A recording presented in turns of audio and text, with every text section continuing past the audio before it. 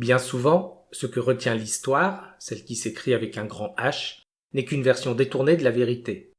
La plus logique, la plus acceptable socialement, ou celle détenue par les personnes possédant le plus de pouvoir. Par exemple, si je vous demande qui, en octobre 1492, a découvert l'Amérique, vous allez me répondre immanquablement Christophe Colomb.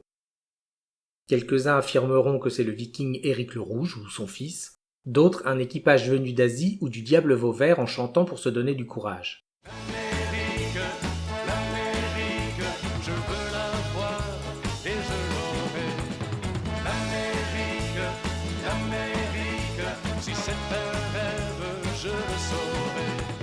L'Amérique. Pour faire leur intéressant ou masquer leur ignorance, il y aura bien quelques malins pour prétendre que c'est un extraterrestre, une mouette ou Mickey Mouse. Mais très peu seront capables de désigner Rodrigo de Triana, la vigie plantée tout en haut de la caravelle La Pinta, l'un des vaisseaux dirigés par Christophe Colomb se dirigeant en principe vers les Indes, au sud-est de l'Asie, et qui s'était crié en premier « Tierra, tierra !» même si Colomb a prétendu avoir vu la côte avant, dans le seul but d'empocher la récompense promise. Sympa le patron. De toute façon, techniquement, Rodrigo de Triana n'a pas aperçu le continent mais seulement une petite île des Bahamas. Ça, c'est la version la plus proche de la réalité qui est généralement admise. Mais réellement, le premier être à avoir foulé le futur continent américain, c'est moi. Et ce, bien avant que les premiers hommes ne commencent à y mourir. Il faut dire que mes interventions étaient assez peu nombreuses au début de ma prise de fonction, et j'avais une folle envie de découvrir cette planète regorgeant de trésors qui allait devenir mon terrain de jeu. Sur ces terres encore vierges de toute tragédie, mais déjà promises à un bel avenir funéraire, les civilisations ont peu à peu pris leur essor. Alimentés par le souvenir des croyances de leurs ancêtres nomades venus d'Asie et de Sibérie, ceux que l'on appelle les natifs des Amériques ont développé différentes croyances sur la mort et l'au-delà. Beaucoup avaient en commun l'idée d'une âme restant chevillée au corps, qui parfois pouvait se réincarner, tandis qu'une seconde âme se détachait afin de rejoindre le monde des disparus. Selon les peuples, cet endroit se trouvait par-delà la Voie lactée, sous terre, ou quelque part au sud-ouest de l'actuel Rhode Island. Une idée lancée un soir par un sachem algonquin, visiblement très inspiré par les vapeurs d'un calumet trop chargé. Mais bon, vous en conviendrez, quand on parle de l'au-delà, tout n'est pas forcément rationnel, et la rigueur géographique n'est pas la priorité. En revanche, ces peuples n'étaient pas branchés enfer et damnation, une idée propre au vieux continent, qui n'était pas encore vieux, puisque le nouveau n'était pas encore connu de ceux qui vivaient sur le vieux continent, qui n'était pas encore vieux. Vous me suivez ? Bien. Et les natifs, dans leur conception de la vie après la mort, n'envisageaient pas de parcourir une gigantesque prairie servant de terrain de chasse. Ça, c'est une invention relativement moderne qui vient s'ajouter à toutes celles imaginées par l'homme blanc concernant les coutumes des mal nommés Indiens. Il faut dire que pendant longtemps, très longtemps, les Européens ne se sont guère intéressés aux cultures autochtones. Pour parler franchement, ils se sont copieusement assis dessus, ce qui n'est pas la meilleure position pour observer quelque chose.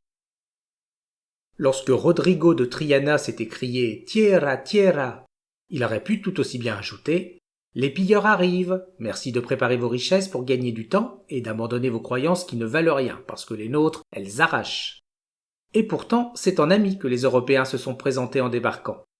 Heureusement que c'étaient des amis. Imaginez s'ils étaient venus avec de mauvaises intentions. Il a été cher le prix à payer de cette amitié.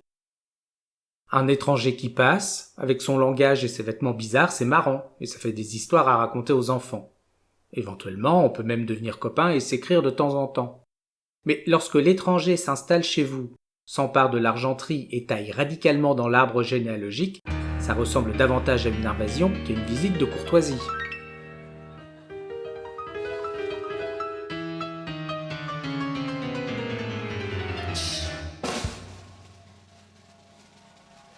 Je veux pas de visite. Parce que quand ça sonne à la porte, j'ai comme une envie d'être morte toute la visite. C'est hypocrite en arrivant, puis ça repart en m'émirant. Je veux pas de visite. Ce n'est pas pour rien que l'histoire a retenu ces drôles d'amis sous le nom de conquistadors, car c'est effectivement en conquérant qu'ils se sont lancés à l'assaut des Amériques avec la délicatesse d'un voleur attaquant le fermoir d'un sac à main à grands coups de baramine. Et comme si cela ne suffisait pas, ils sont venus accompagnés d'une armée de petits alliés très féroces. Non, pas des enfants, des maladies infectieuses. En bons petits soldats, le général Typhus, le sergent Variole et le capitaine Choléra ont décimé des populations entières. À cela se sont ajoutés de la part de la population indigène une indéniable infériorité technique des armes, ainsi qu'une crédulité frisant parfois la sottise. Prenez l'exemple de l'empereur aztèque Moctezuma. À notre rencontre, il m'a avoué avoir trahi son peuple pour satisfaire aux exigences de l'espagnol Hernán Cortés, parce qu'il l'avait confondu avec le dieu Quetzalcoatl, le serpent à plumes. Moctezuma regrettait de s'être laissé ainsi berner et pressé comme un avocat trop mûr. Mais il a essayé de se rattraper en justifiant avoir tout de même eu raison pour le côté serpent de l'envahisseur, dont l'unique volonté pouvait se résumer en une phrase « Ton peuple, je le baise, je l'ai baisé, et j'ai l'intention de recommencer ». Finalement, l'avidité des Européens n'a jamais été assouvie, puisqu'ils n'ont pas vu le soleil souverain guider leurs pas au cœur du pays inca vers la richesse et l'histoire des mystérieuses cités d'or.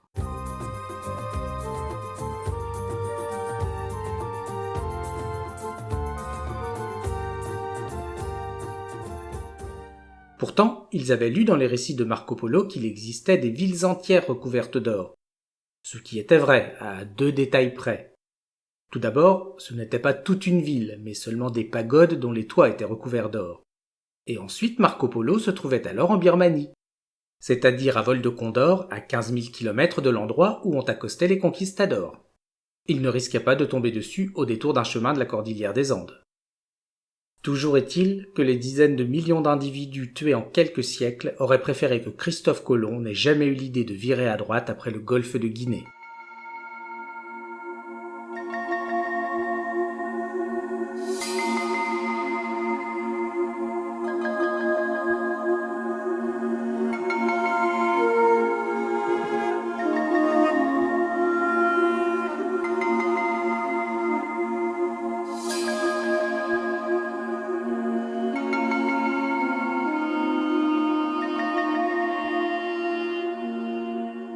De la terre de feu à celle gelée de l'extrême nord, de l'Amazonie à la région des Grands Lacs, j'ai assisté à un génocide en règle des peuples autochtones. Les survivants, quant à eux, ont été contraints de se retirer dans des réserves. Un sort que leurs amis morts ne leur enviaient pas, je peux en attester.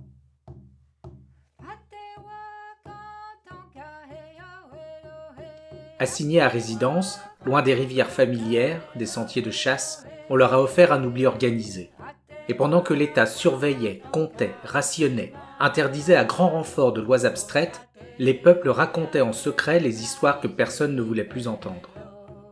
Une violence administrative, régulière et incisive.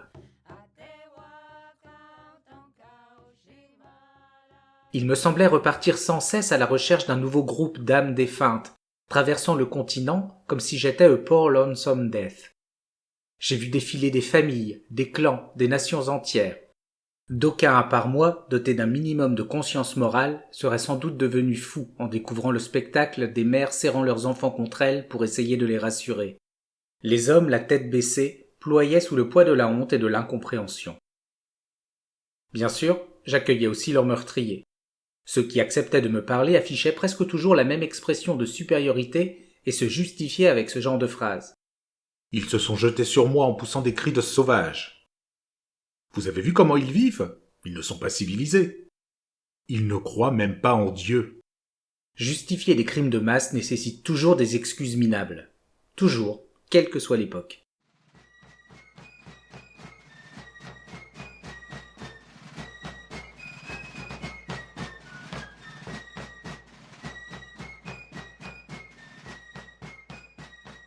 Des pays se sont formés sur ces massacres et ces déportations. Des États se sont unis et tiraillés. Et lorsque des gens du Nord ont affronté ceux du Sud lors de la guerre de sécession, le sort des natifs ne s'est pas amélioré, bien au contraire. Certains ont pris parti pour les nordistes, comme les Séminoles, tandis que les Cherokees s'alliaient aux sudistes. Chacun y cherchait son intérêt. D'autres, comme les Sioux, avaient bien trop à faire avec la famine pour se mêler à cette querelle intestine. Ce qui ne les a pas empêchés de payer le prix fort pour avoir osé se plaindre de leur situation, venant ainsi grossir le rang des victimes. Attention, je ne suis pas en train de dire que les Indiens, comme ils sont souvent appelés en tassant la pluralité des peuples dans le même panier, sont des saints innocents. Il y avait parmi eux une tripotée de salauds aussi. Mais la balance des plus meurtriers penche clairement en faveur des envahisseurs qui ont imposé leur version de la vérité, écrit les livres d'histoire et façonné les mythes, notamment à grand renfort de films folkloriques dans lesquels les vilains indiens attaquaient les gentils cow-boys. Movin', movin', movin', oh they're disapproving. Keep them doggies moving right. Don't try to understand them, just rope, throw and brand. Soon we'll be living high and wide. My heart's calculating, my true love will be waiting at the end of my ride. Move 'em on, hit 'em up, move 'em on, move 'em on. Sauf que dans la réalité, il n'y avait personne pour crier « coupé » à la fin d'une scène, et aucun mort ne s'est jamais relevé pour aller boire un verre à la cantine du studio. À cause de cette vérité falsifiée, qui d'entre vous se souvient que Crazy Horse était un grand chef au glala et pas un cabaret dans lequel s'exhibent de jolies femmes habillées de lumière? Que Geronimo n'est pas uniquement un cri de guerre lancé pour se donner du courage? Que Bigfoot n'a rien de commun avec une créature poilue, mais qu'il était déjà un vieux monsieur lorsqu'il fut assassiné avec tout son clan durant le massacre de Wounded Knee? D'ailleurs, qui a déjà entendu parler de cet endroit où des centaines de cadavres de natifs furent ensevelis dans une décharge commune après avoir été fusillés, alors qu'ils rendaient les armes? Et qui connaît le véritable visage de William Frederick Cody, plus connu sous le surnom de Buffalo Bill? S'il reste dans l'inconscient collectif le promoteur de la culture du Far West au travers de son Wild West Show, un spectacle populaire et stéréotypé exporté un peu partout en Europe aux abords du XXe siècle, c'était, avant sa reconversion comme directeur de spectacle, un militaire et un chasseur des plus abjects. Son kiff, c'était d'organiser des concours du plus grand tueur de bisons. Une fois mortes, les bêtes n'étaient bien souvent dépecées que d'un seul côté. Leurs assassins n'allaient quand même pas se fatiguer à retourner ces animaux massifs dont la taille en faisait des proies faciles, même pour de piètres gâchettes. En un peu moins de 2 ans, Buffalo Bill en a battu plus de 4000. N'allez pas me dire que c'était pour organiser un barbecue géant à la fête des voisins du Wyoming.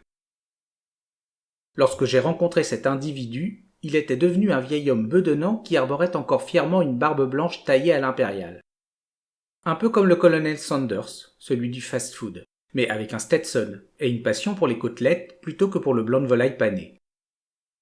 S'il avait perdu en vaillance, l'homme aux initiales BB, initiales qui ne prédisposent en rien à soutenir la cause animale, avait conservé une attitude hautaine.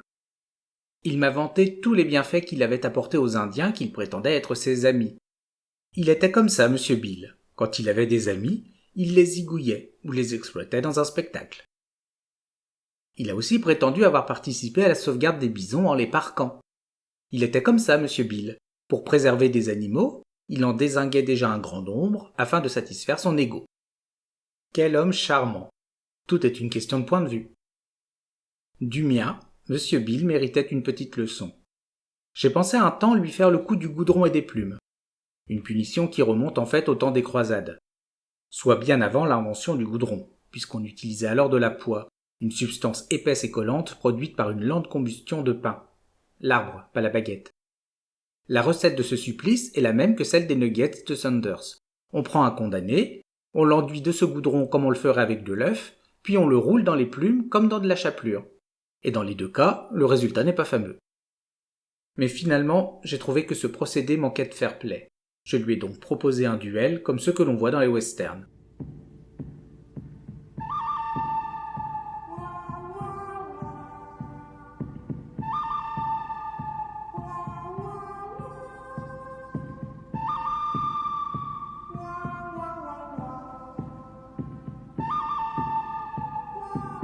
Un petit changement de décor s'imposait. J'ai fait apparaître sous ses yeux ébahis une véritable rue de l'Ouest américain. Aride, poussiéreuse à souhait, bordée de chaque côté par des maisons de bois écaillées. Les portes d'un saloon battaient sous le souffle d'un vent imaginaire qui faisait rouler un virevoltant d'amarante. Et pour parfaire le cliché, un fond sonore au piano basse-string s'est mis à résonner. Buffalo Bill a découvert du bout des doigts le holster qui contenait un pistolet du côté droit de sa ceinture, le même que celui que je portais à la mienne. Pensant avoir une chance de s'en sortir, il dégaina le premier. Je tirai à mon tour. Le piano arrêta de jouer ses notes discordantes. Nos balles se croisèrent. La sienne siffla près de mon oreille. Enfin, de l'endroit où elle aurait dû se trouver, si j'avais été un humain. La mienne, en revanche, fit mouche. En plein cœur de son âme qui se volatilisa. Barbiche, Stetson et arrogance compris.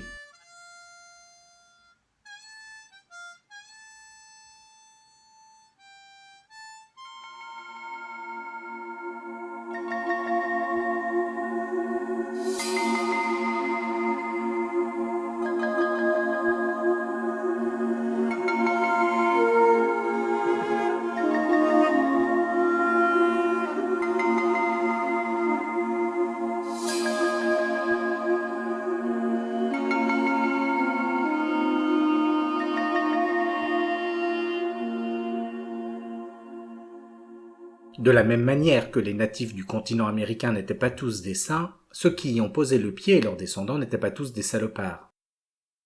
Évidemment, les dynamiques de conquête et de colonisation ont laissé des traces très profondes et souvent sanglantes. Mais au cœur de ces drames, il y avait aussi des histoires individuelles, humaines, parfois tragiques, parfois touchantes. Des récits faits de courage, d'espoir, de survie. Parmi ces familles anonymes, beaucoup ont tout quitté, guidés par une promesse de renouveau, pour affronter l'inconnu avec une foi presque aveugle dans des jours meilleurs. Pour vivre l'American Dream, en somme. Certains ont dû quand même bien s'accrocher. Prenons par exemple une famille typique de pionniers venus s'installer dans le Minnesota.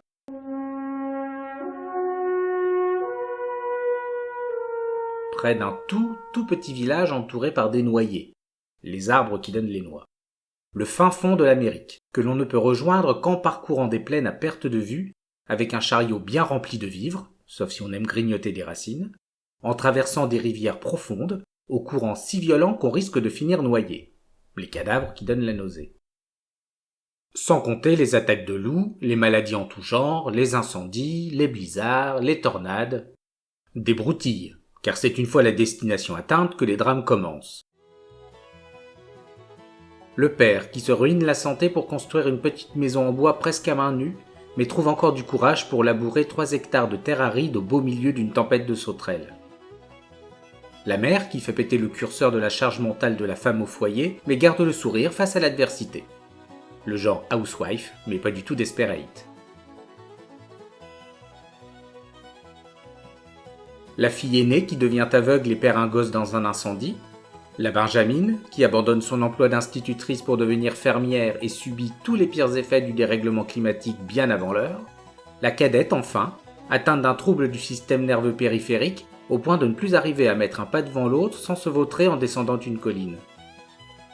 Même le fils adoptif, qui a échappé à une overdose de morphine, succombe à une leucémie. Si ça c'est le rêve américain, imaginez un peu à quoi pourrait ressembler le cauchemar.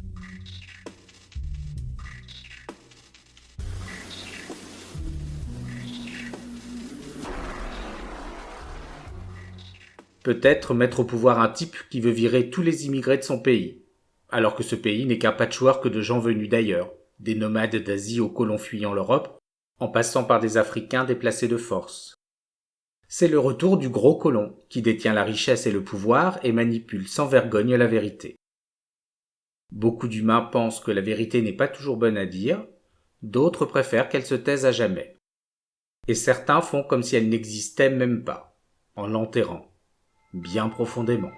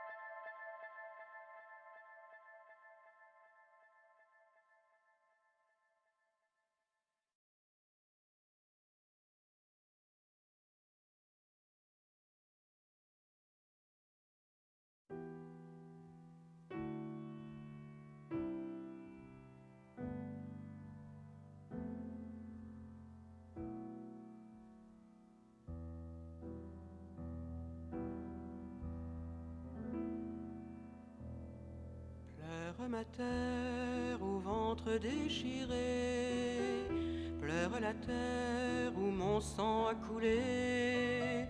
Goutte de sang pour qu'un jour elle germe, combien de morts pour qu'elle se referme, combien de cris en silence poussés.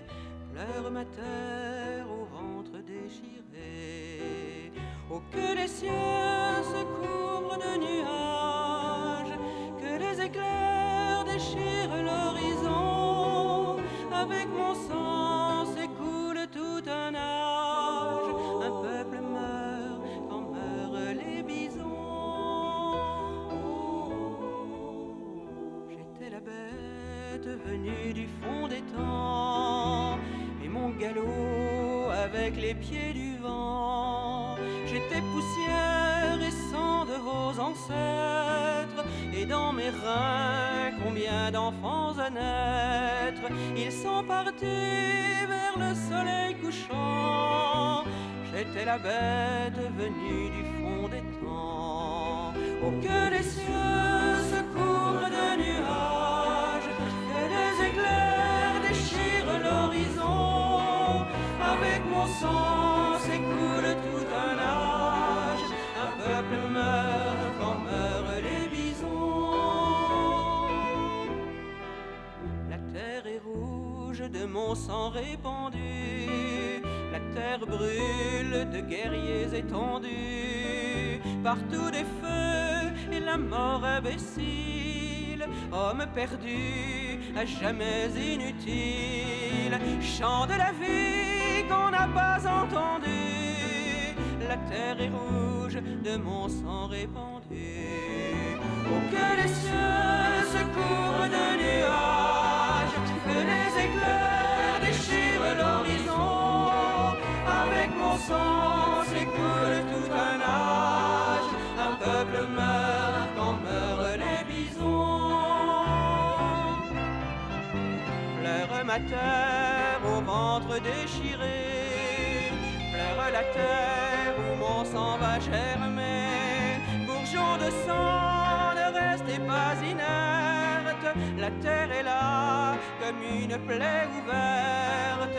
Puisse la vie un jour la refermer. Pleure ma terre au ventre déchiré. Oh, que les cieux se couvrent de nuages, que les éclairs déchirent l'horizon.